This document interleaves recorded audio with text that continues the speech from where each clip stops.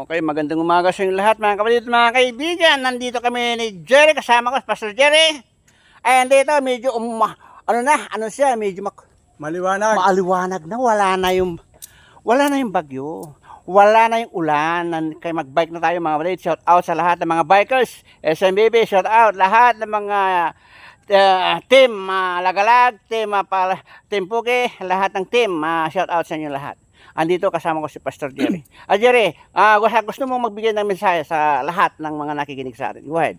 Magandang umaga sa inyong lahat, mga kapatid, mga kabayan, mga kabikers.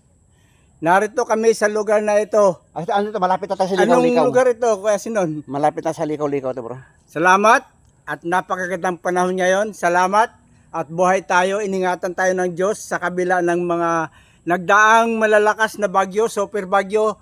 Walang makakatalo sa lakas ng ating Panginoon. Super lakas ang ating Panginoon na magpoprotekta sa atin sa araw-araw. Sabi sa Ecclesiastes 5:10, ang gahaman sa salapi ay walang kakuntintuhan. Tama yan.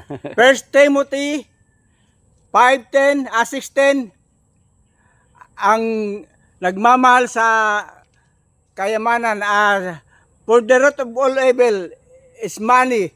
Kaya Straight up all will. huwag tayong padadala sa mga kinakalat ng mga tao na ang pera ay masama. Ang pera ay gamitin natin sa tamang kaparaanan. Mabuti. Huwag tayong mag-impok ng kayamanan dito sa lupa. Ang pera ay pinagkaloob sa atin ng Diyos upang tayo ay mabuhay. Kaya gayon ang ating problema sa kapanahonan sa ngayon, na ang ating bansa ay dumaranas ng matinding pagsubok sa lahat ng mga kababayan natin, lalo pa yung mga mahirap, lalong naghihirap. At sa mga kalamidad, yan ay paalala ng Diyos sa atin, maging tama tayo sa paningin ng Diyos. Sabi sa Proverbs 15:3, God is watching us.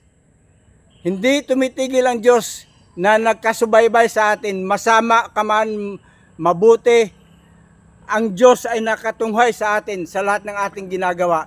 Kaya't walang makapagtatago sa paningin ng Diyos. Tayo ay mahal ng Diyos. Purihin ang Panginoon sa umagang ito, sa napakagandang panahon. Glory to God. Ayan, ang mga kapatid, si Pastor Jerry, napakaganda yung mensahe.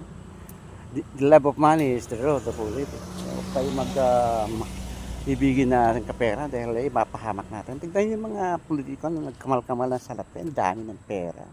Milyon. Meron mga yan, bilyon. Pero ang nangyari sa kanila, ang laki naman problema.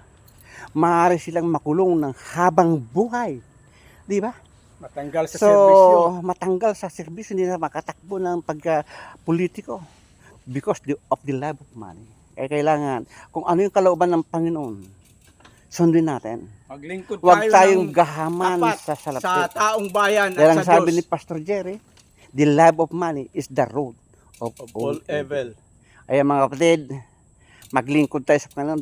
Sundin natin siya. Napanood ako doon, yung parusa natin ngayon. Kaya tayo dumaranas ng mga kalamidad because of idols. Yung Amen. idols, itapon na yung mga idols, mga kapatid, sabi niya. Idol Para tayo sa pera, hindi lang sa mga nakikita natin, idol sa mga taong walang magawa sa tao, kundi ang Diyos lamang ang makapagliligtas sa atin. Kaya ganyan ang mga tao sa ngayon, iniidolo nila yung kanilang puon na walang magagawa sapagkat siya ay nakakulong na sa kapanahonan sa ngayon. Tama po yun. Hindi lang yung estatwa ang idols.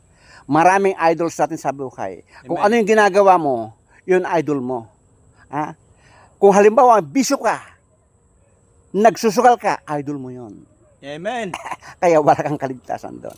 Lahat ng ginagawa natin na hindi para sa Diyos, idol yun. Kaya kailangan Saka itapon natin. magbibigay tayo ng sulit sa Panginoon sa mga ginagawa nating hindi maganda sa paningin ng Diyos. Okay. God is holy. Amen. Salamat sa Nagpakabanal tayo. panonood. Nagpakabanal tayo dahil ang Diyos ay banal. Banal. Amen. Para tayo ay maligtas. Pagdating sa dulo ay magkakaroon tayo ng kaligtasan, di ba?